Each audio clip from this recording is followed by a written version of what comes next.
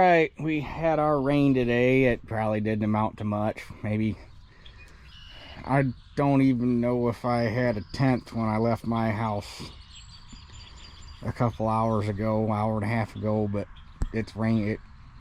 It rained a little bit more since then. Maybe we got 2/10 out of it. Needed about a ½ inch, but I guess we'll take what we can get.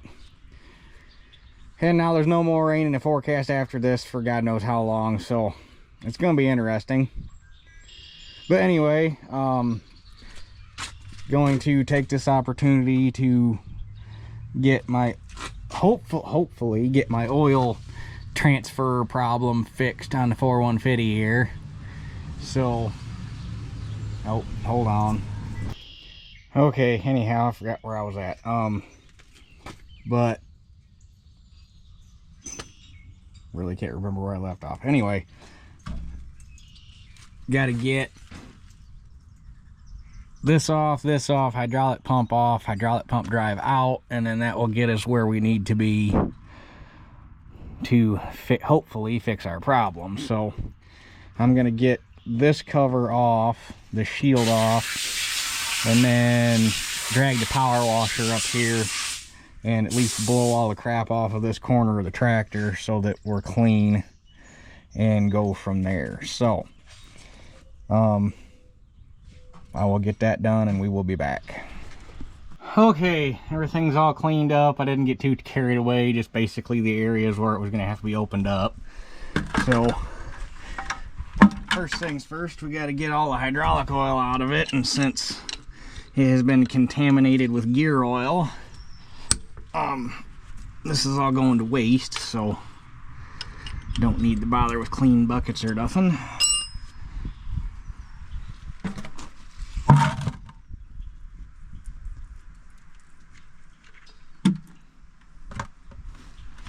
Yeah, it looks a little scuzzy. A little darker than hydraulic oil should be.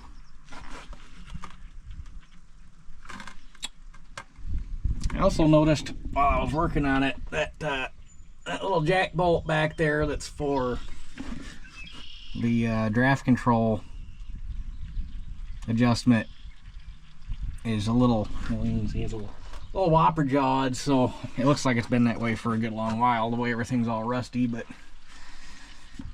that's gonna have to be something that's gonna need to be addressed at some point, but we're not worried about that right now. First we gotta get it to quit swapping oil in the rear end.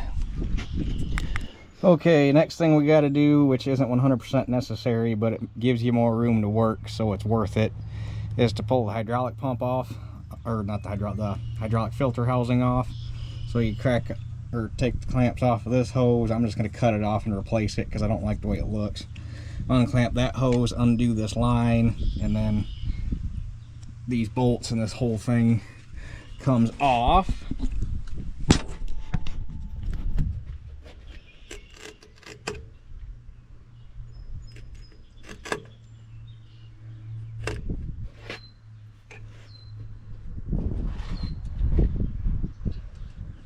Remembered I was going to grab a drain pan and put down there, so hold on 1 minute. Okay, there we go.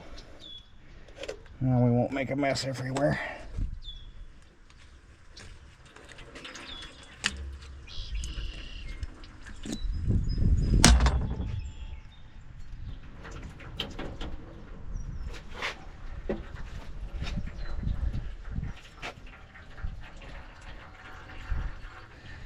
And then if I undo this bolt, we should be able to weasel it off of that hose.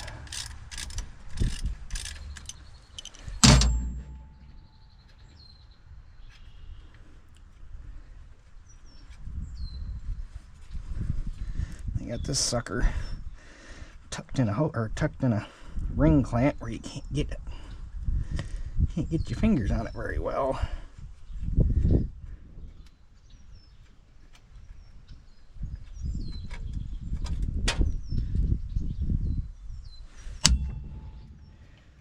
Should let it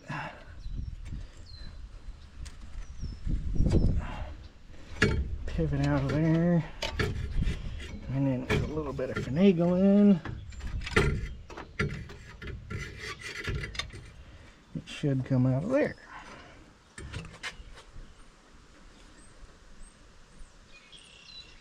What is that, and where did it come from?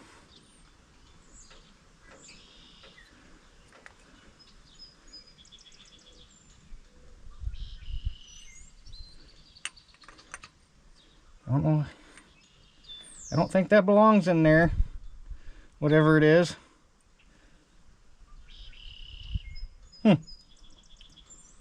The things you find.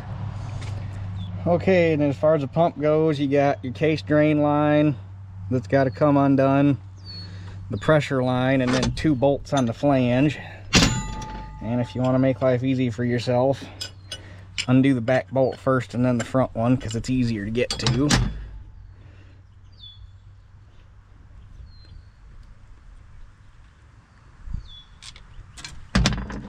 And these things are kind of heavy.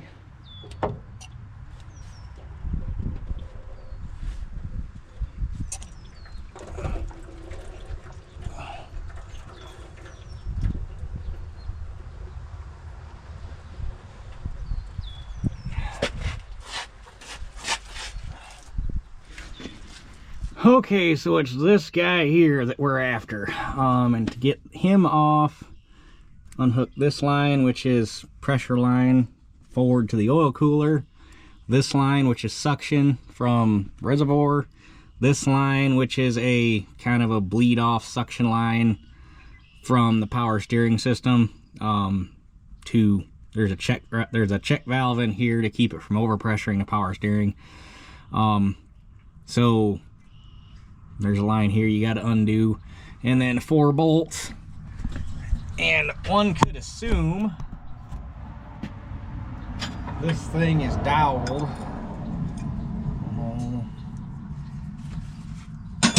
Probably gonna need, oh, maybe not. Oh, the other thing I gotta mention too. The book is very adamant, because apparently this drive, it's a pinion or a bevel gear drive, helical bevel gear, and apparently it runs a 1-to-1 gear ratio, so they want the teeth to mesh back, or the same teeth to mesh back up to match wear pattern. So I went in here with a pencil grinder, and I don't know if it'll show up on the camera, I put a little clocking mark there to know that that needs to be straight up. And then after you take this out, there can be nothing done to spin the PTO shaft over. Can't start the tractor, nothing, because that has to remain in line.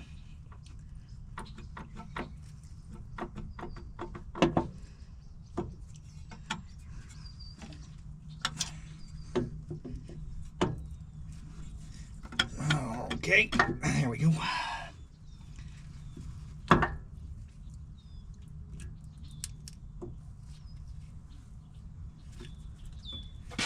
Okay, what am I pulling on? Nothing, I don't think.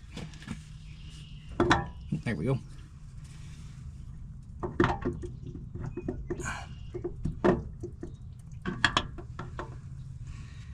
There she is. That's the culprit. Hopefully. Okay, she's probably can't see nothing, but she's opened up. So I'm gonna get some stuff to cap these lines off and probably throw a tarp over it for the night. And then here, there's really, I mean, not a whole lot. You got some lines to unhook. You take the filter housing off, which you don't have to do that, but you can. I did it because it makes life easier. If it wasn't set on if it wasn't narrowed up to 30s, it wouldn't be so bad. But because it's narrowed up to 30s, all the room you can get, the better. So the probable cause of this is going to be right in here. There's a double lip seal that's supposed to keep, because there's a bearing here, and there should be, by the parts book, I think there's a bearing here and a bearing here.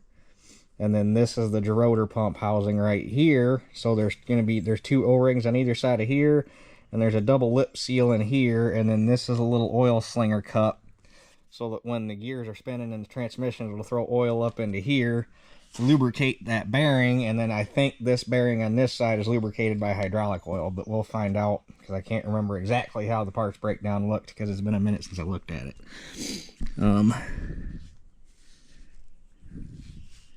There's some hand-etched numbers in that one.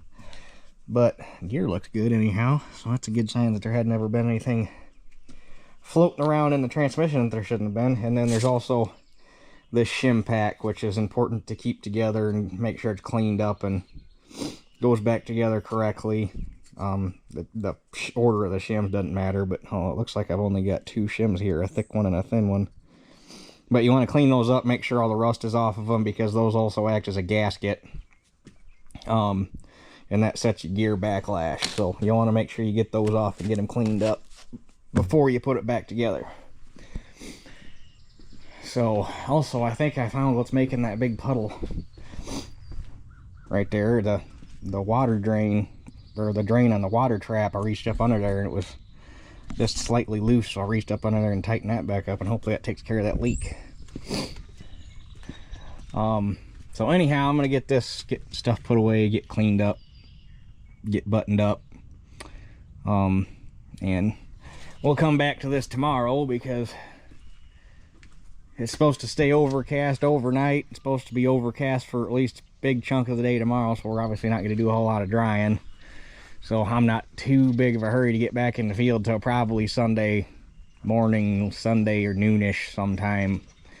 So ain't no sense in killing myself trying to work on this thing tonight, and it'd be nice to get home at a decent time this evening. So take care of my stuff, and we'll catch you guys tomorrow morning, and we'll tear into that pump. Shouldn't take that long because there's really nothing in there.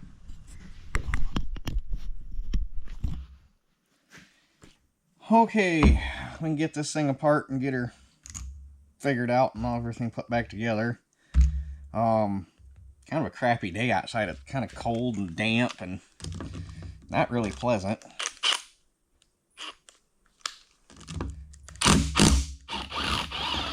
But there's really not a whole lot going on here. You basically got these bolts.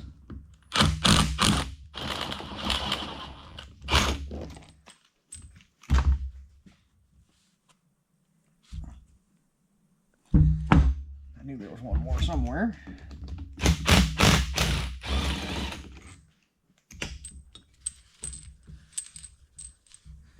Three eighths 12 point. And then this should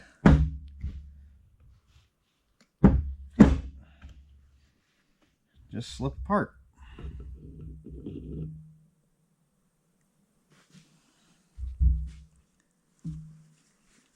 So all this is the front casting. This is a wet pump mount, so there's a gasket on the pump face, and this whole chamber is wet, and your suction from the tank comes in, and then there's ports here that the gerotor draws oil from, and then it pushes out the bottom. So that's all this is. There's nothing mechanical here. So that just needs to get cleaned up. And then you got your gerotor, which is here. Okay, now the slightly tricky part is the gerotor star is keyed to this shaft. So you can't pull this whole thing off. You got to get the star out so you can get the key out, and then this whole thing comes off. But since everything's all covered in oil and it's all suction cupped in there, we got to get that apart so that we can get that key out.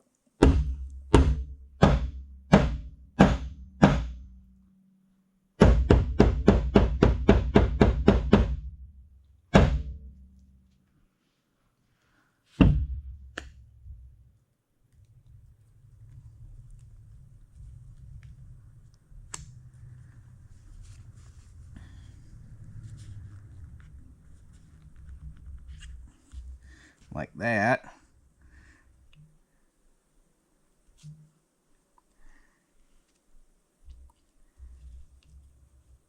And then this comes out if we can break suction on it too. Oh, there's the key. And that just made life easier because now we can just do this.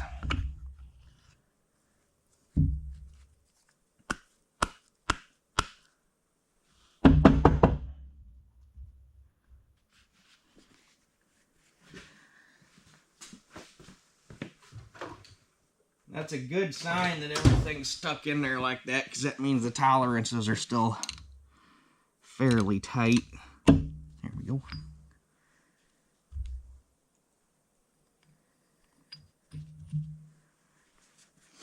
And then there's another O-ring here.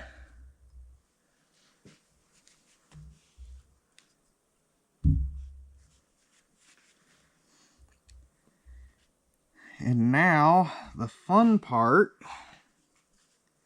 I guess it's not too terrible. So, we got to disassemble this shaft so we can get to the seal. And there's a fold over. Huh.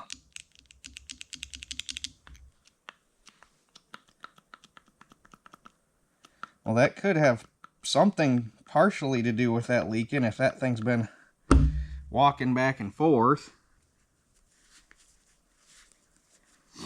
So we gotta unfold this washer, and then we can spin this nut off, and then everything just slides apart. And I got a new washer, and looking at the way this one's all chewed up, I'm glad I did. I kind of figured. It looks like this has been apart before, because somebody tightened this nut with a chisel, and I doubt that Oliver factory policy was to tighten that nut with a chisel.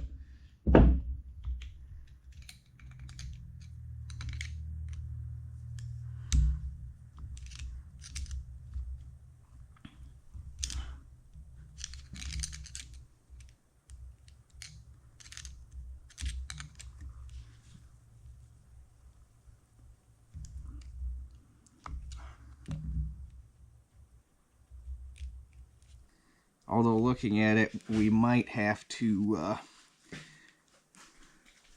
maybe not. I don't know if that's too deep for a standard deep well socket or not. Otherwise, we might have to fabricable a custom extra deep socket for it.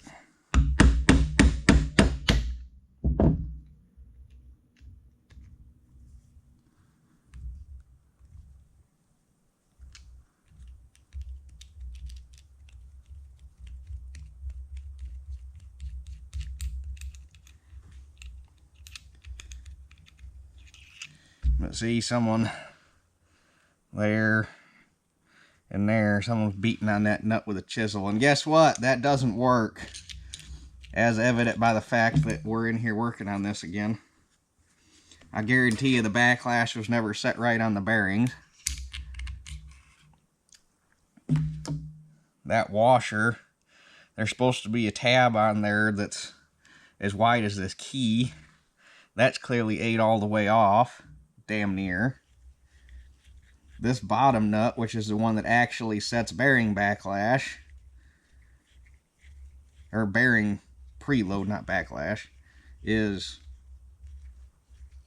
not tight. Yeah, we're gonna have to probably make a custom socket for this job though.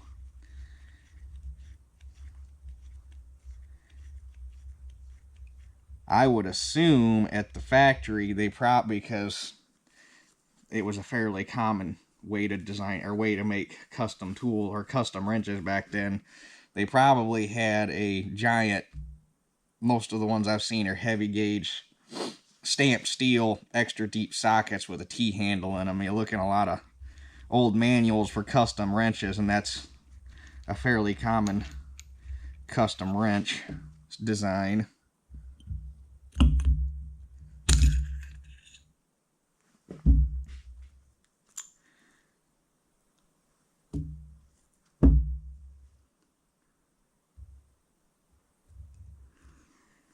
So, I also got brand new bearings for this. which if they've been in there slopping around because shit wasn't tight like it was supposed to be, although they don't feel too bad.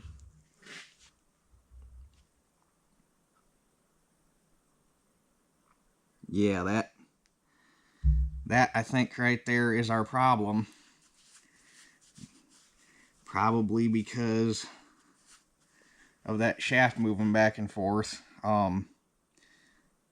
The outer seal lip, this because it's a double lip seal, it's got one that faces the pump and one that faces the rear end. The outer, you probably can't see it on camera. I might have to show you when I get it out, if I can get it out without destroying the seal. The outer seal lip, which is the one that would keep the gear oil from being sucked into the pump, is chewed up. Probably from that shaft being loose. So that would be, in my opinion, our smoking gun, and I bet that this takes care of the problem. So I'm going to get these parts cleaned up. Hopefully our bearing splitter will get underneath that bearing.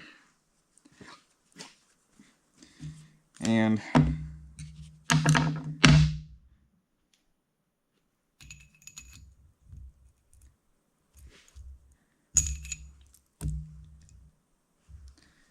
we will get this thing put back together. Like I say, there's nothing to it. It's that shaft seal and 2 O-rings. That is it. Okay, first things first, we'll work on this center section.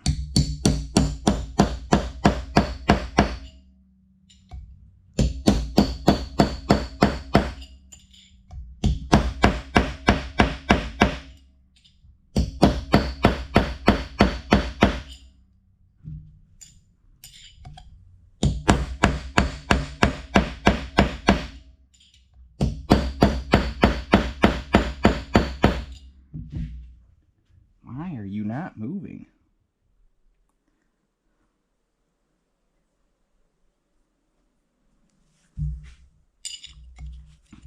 The seal's got to come out before you can drive the cone out, or the cup out, because you can't get a punch to the cup because the seal's too big.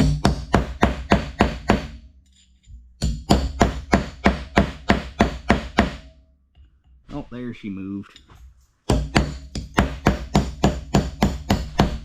Okay, so it turns out you do indeed need to get this cup out before the seal won't come through the center of the cup. So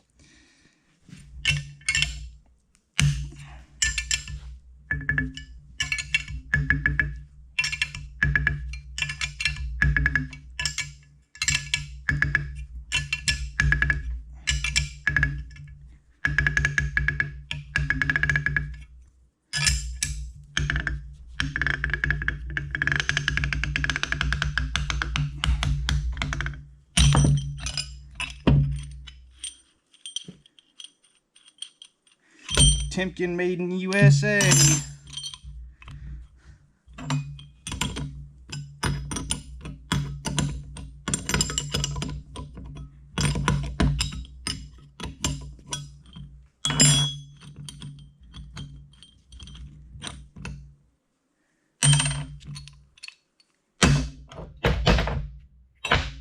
Now we can drive the seal out.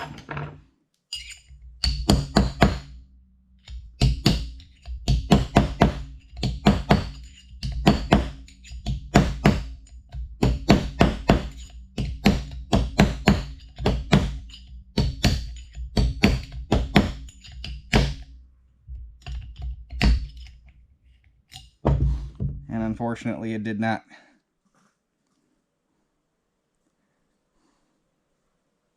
I mean, I can see it here. I don't know how well, because the seal's so screwed up, but I don't know how well it's going to show up, but how chafed that edge is right there. Because since the shaft was in there chunking back and forth, shaft seals are not made to take an in and out load. They're made to take a radial, or they're made to take a radial movement. So the back and forth basically causes the seal lips to do this, and they just chafe and wear out because that's not what they're made to do.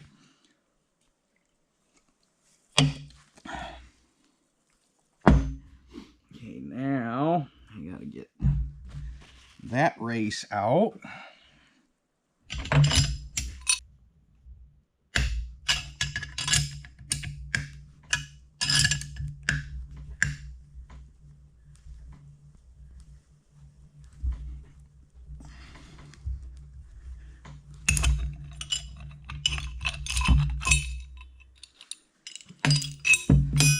That one's just a little guy.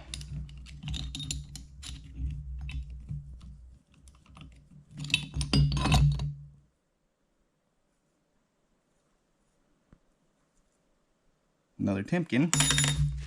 I doubt, it doesn't appear that the bearings in this have ever been replaced, and if they were replaced a long time ago. Okay, new seal goes in first.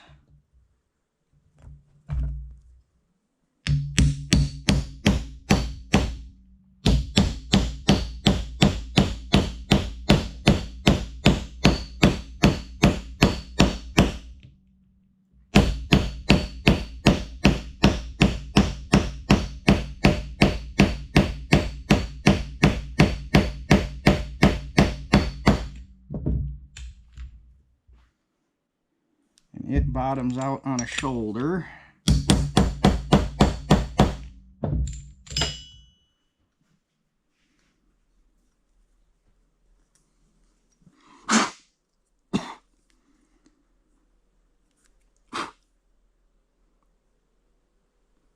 Okay, seal is fully seated.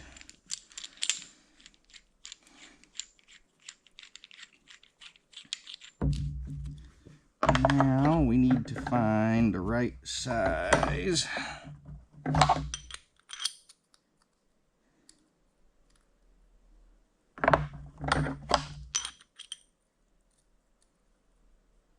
Okay, right there.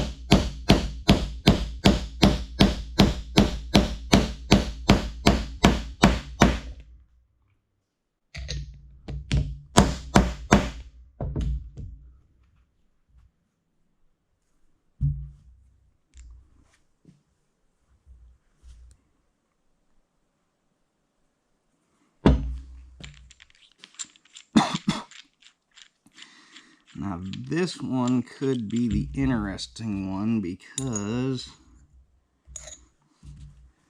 I don't know. Okay, that tool is, or that puck is slightly smaller, so it should fit. There's not much of a step going to the landing where that is, so you're basically size for size all the way down, so the installation tool can't be any bigger than the bearing, or than the race, so.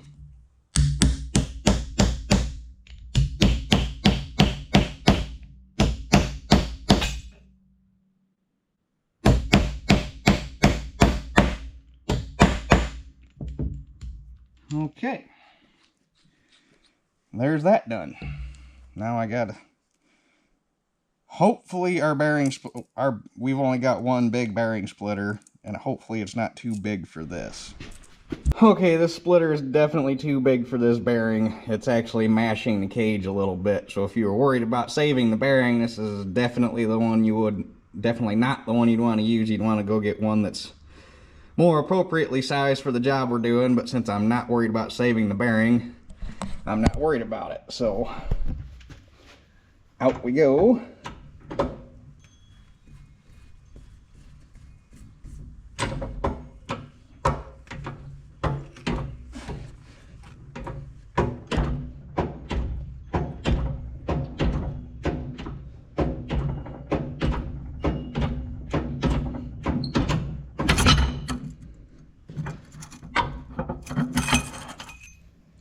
There we got there. There's that. Ever so slight of a step on the shaft where that, I mean, it's slight, like you can't hardly feel it. So go clean this up and then we can press the new bearing on and the hard parts will be done.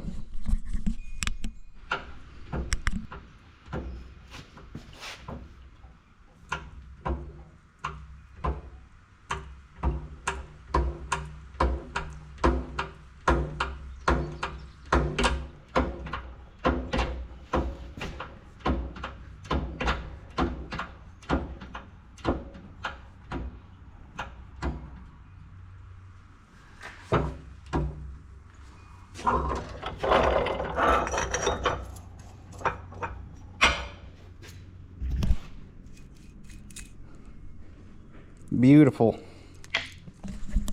Okay, now we can start going back together.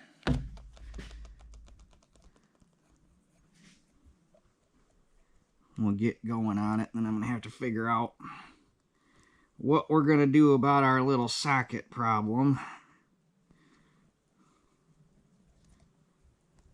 Because we're not going to be putting it together with a chisel like the last guy.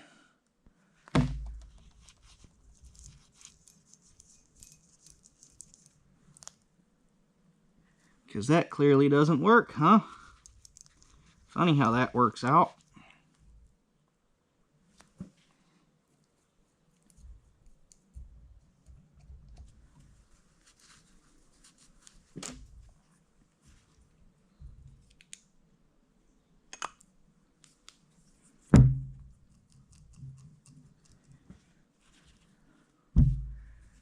Now, this new bearing for this side, I'm guessing the old bearing was slipping on and off because it had been running loose. Luckily, it didn't hurt the shaft. It appears that the bearing took the brunt of the beating. Because the ID on the old bearing measured 996. This one measures 995 and the shaft measures 995. So this isn't quite a press fit, but it ain't a slip fit either.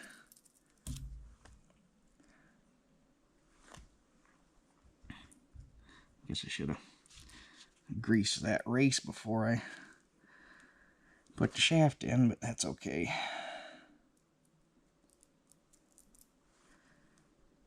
It's going to have oil basically immediately anyhow, so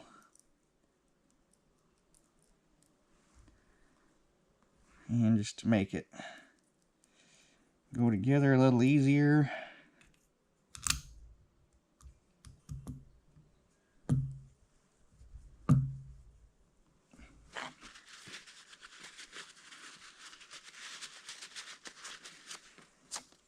and there's enough thread that we should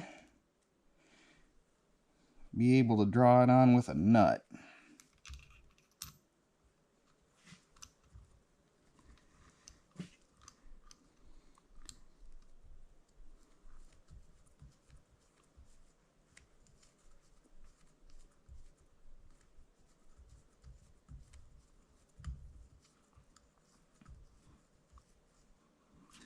Now I gotta figure out what we're gonna do for a sacrificial socket to make something extra deep well so we can get a hold of these nuts.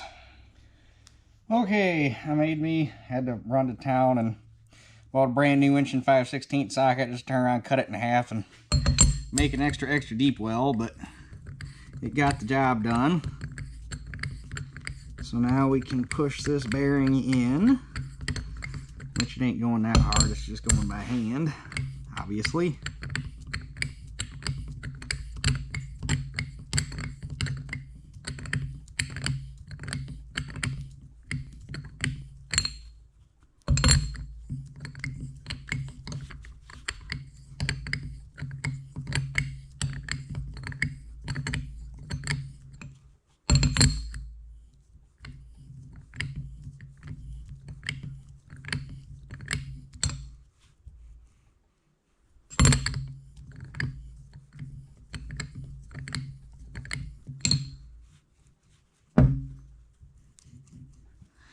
Not there yet.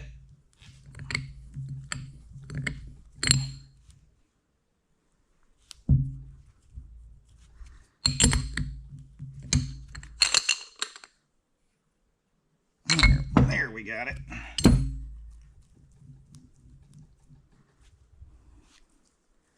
They want 5 to 7 inch-pounds of drag, or of drag bearing preload.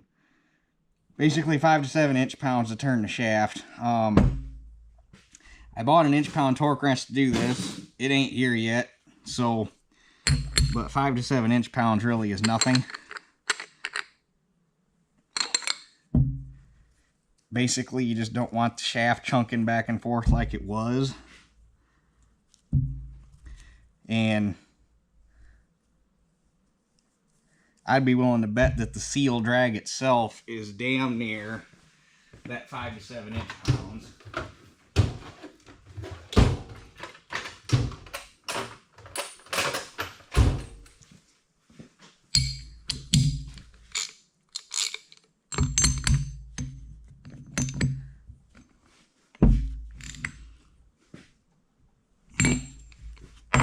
So for all intents and purposes, you set it like a wheel bearing.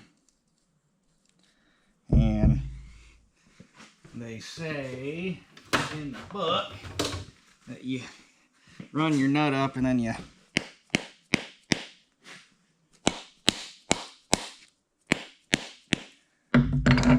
tap the shaft with a mallet.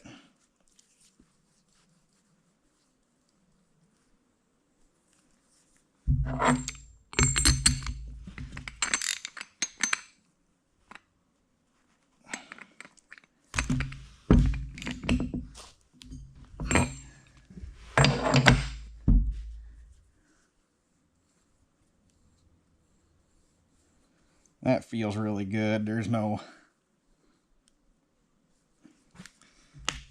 chunk in the shaft.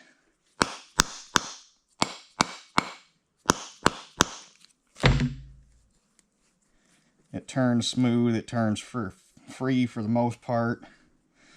Which the new seal drags a lot harder than the old one. So the old one was obviously shot. So I think we are going to call that good.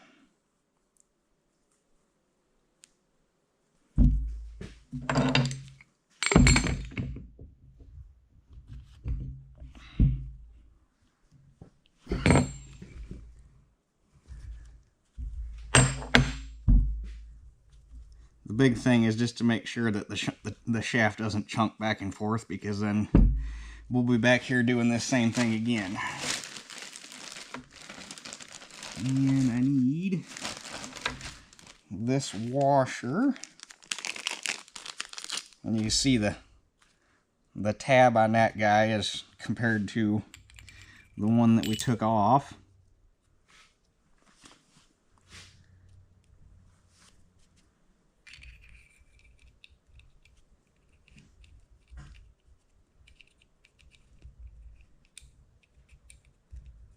Come on.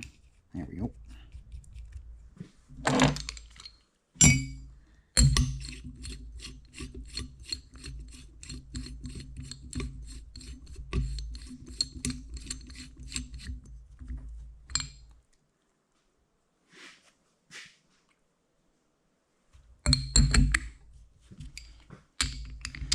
And then this nut just gets jammed,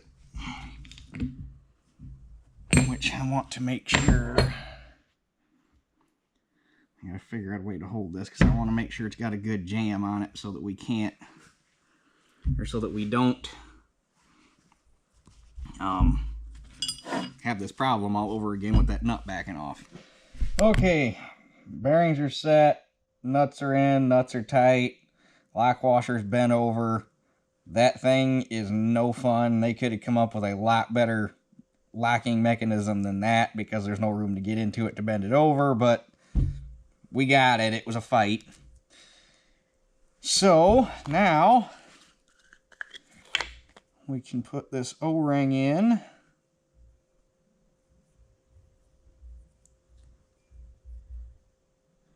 And the shaft seal is what keeps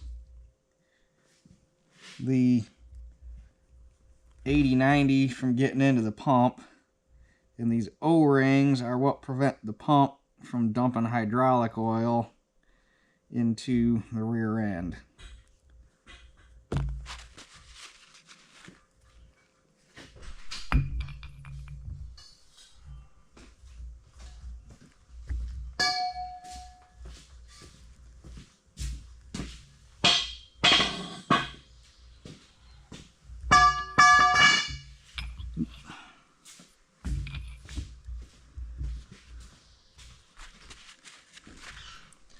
And then we gotta get our key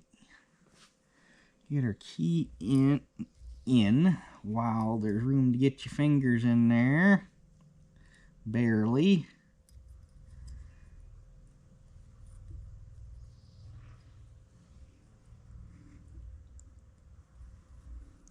Tell you what, we are going to put a little bit of grease in that key slot so that it sticks.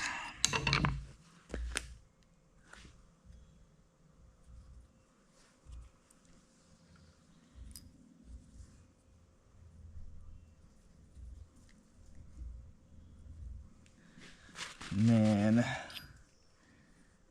we can assemble the gerotor.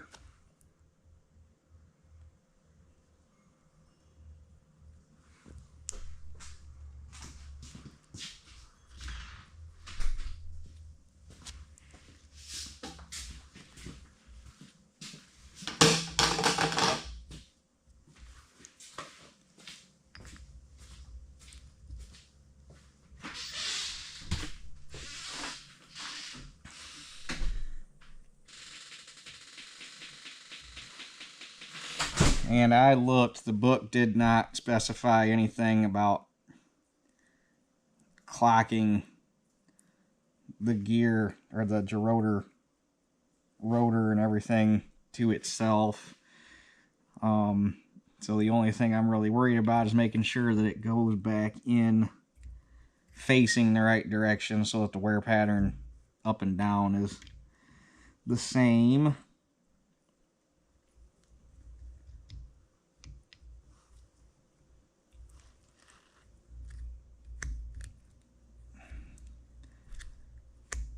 I knew this part was going to suck.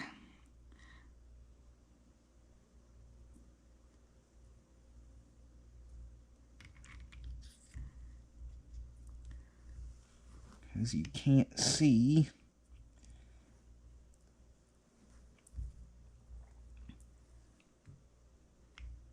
that key once you get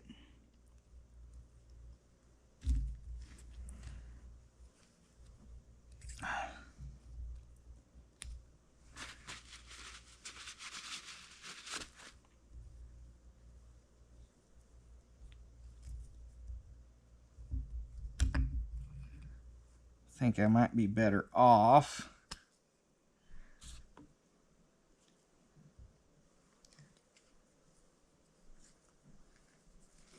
come on out of there. I think what will make this a little easier is if we put, just so we don't got to worry about lining the key up, if we put the star in first,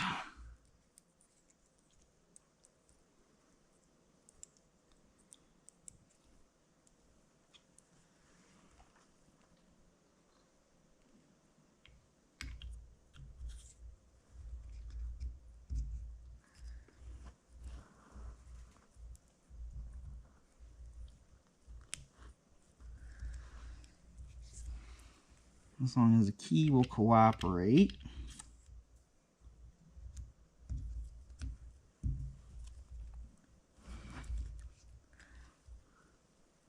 Come on, you little... I hate woodruff keys. You hit them just wrong and they rock and then they wedge everything, and there ain't nothing fun about woodruff keys. Now, Oh yeah, that was a lot easier doing it that way.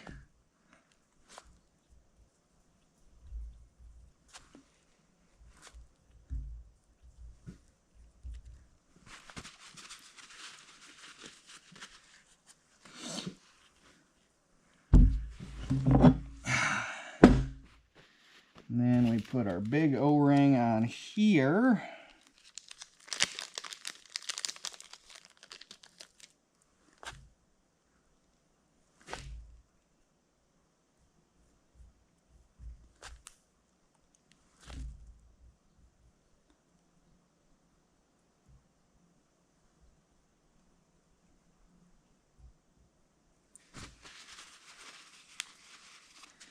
And then this whole assembly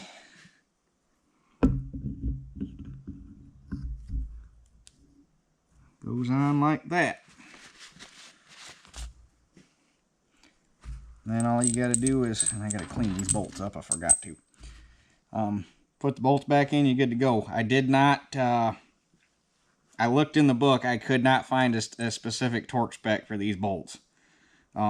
There's actually not really a whole lot of information in my service manual. There's like 4 paragraphs about overhauling this assembly right here. So that's basically the information I had. So I'm telling you what the book said. But so put these bolts back in. There's not really a torque spec for them. Well, that turned into quite the fiasco. Got it together. Got the bolts torqued down. Pump locked up. Not hard. If you threw a wrench on it, you can get it to turn over, but it had a soft spot and then it grabbed really hard and it kept cogging. And it would, the catch would move around. So after like an hour of taking it apart, putting it back together, measuring stuff, trying to figure out what was catching, come to find out the shaft was bent about 7 thousandths. So took it all back apart, all the way back apart, got the shaft straightened out, surprisingly, put it back together, and now it's a little stiff like Gerotors usually are, but the catch is gone and it actually turns over decent. So for the sake of time, because this turned into quite the project, having to go get a socket and make one and then having to tear it back apart again, I'm going to hurry up and get this all put back together. Obviously it goes back together the same way it came apart, so you're not going to miss anything there.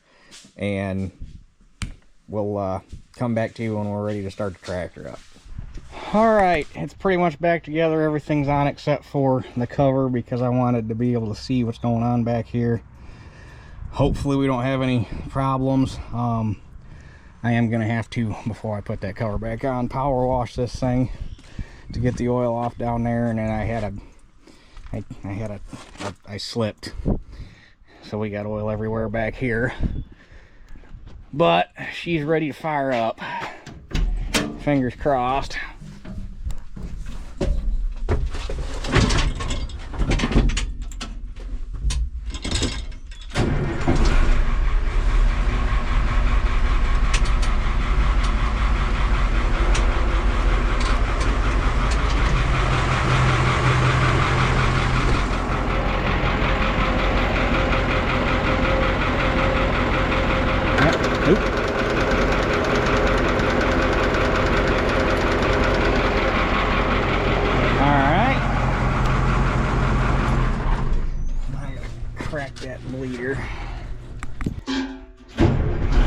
Not getting any air at the bleeder, so well, we got hydraulic pressure.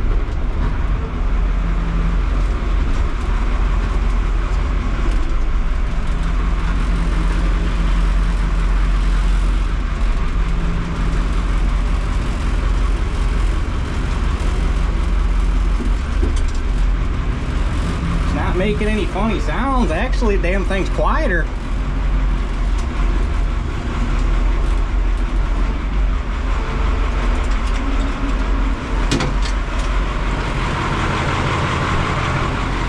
It is a lot quieter.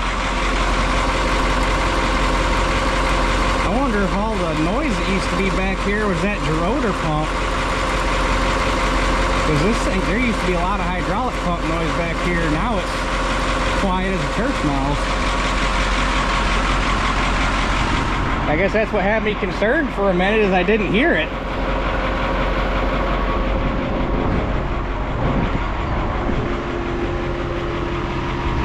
I don't see any fittings leaking.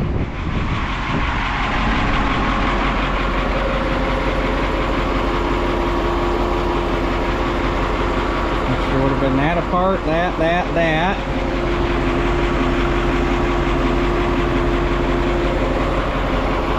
This is the pressure, so that would have been the main concern. It's not leaking.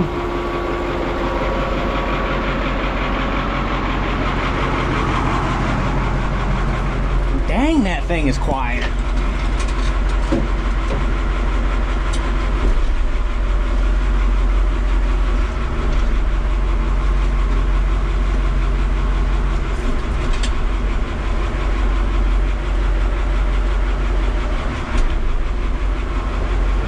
Which, I mean, with that thing,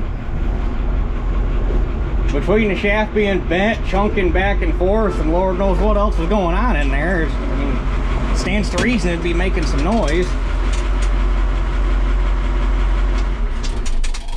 I cracked the, this is the pressure line for the oil cooler system, so you crack that fitting loose, that tells you if the Gerotor pump pumping.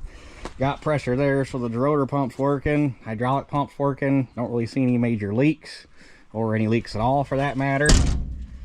It's a crap ton quieter. Holy cow. That'll scare you when you're used to a noise and then you don't hear it, but everything's working. So apparently, between, like I say, between that shaft being bent, the bearings being loose, and the shaft chunking back and forth, it's a wonder it didn't take the bearing out in the hydraulic pump, but the bearing in the pump was fine. So, but it's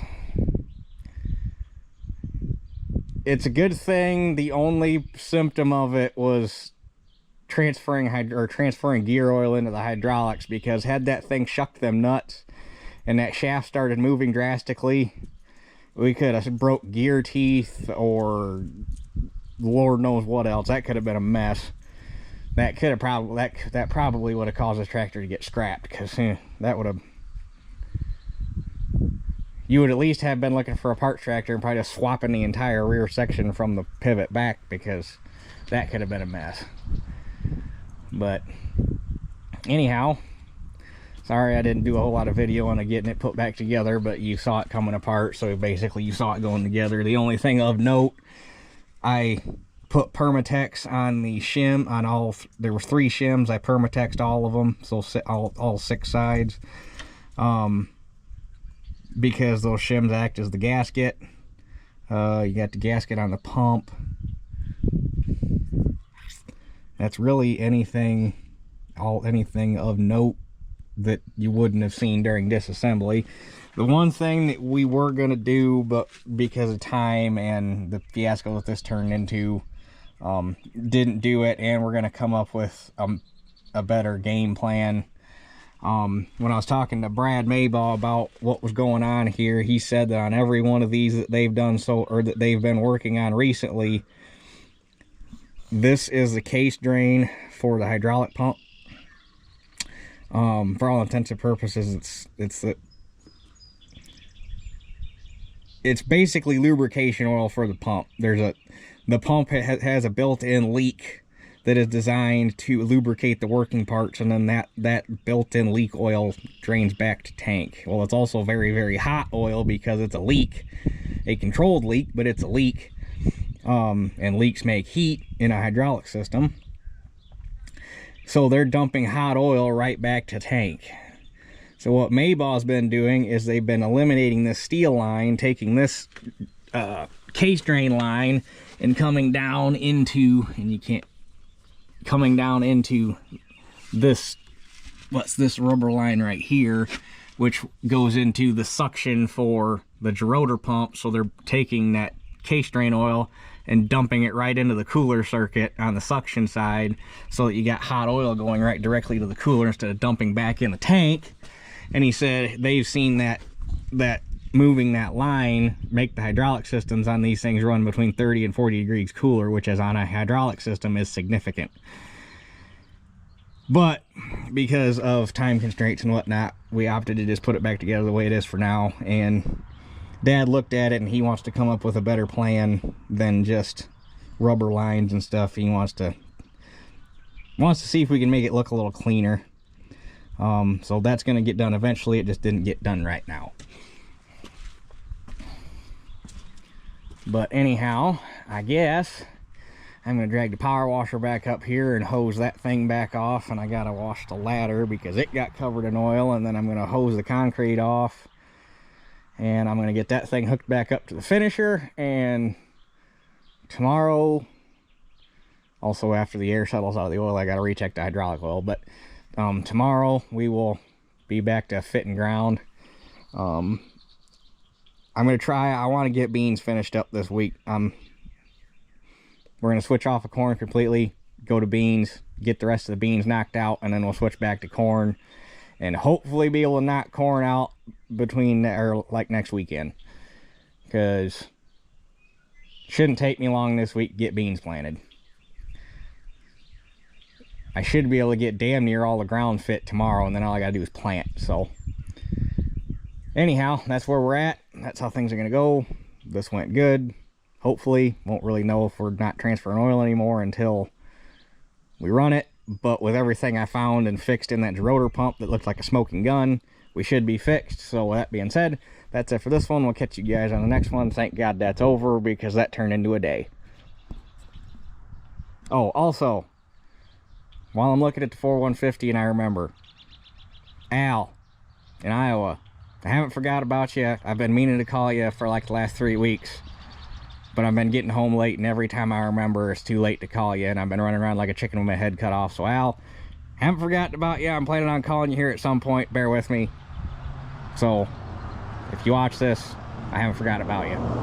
So, okay, that is officially it for this one. We'll catch you guys on the next one.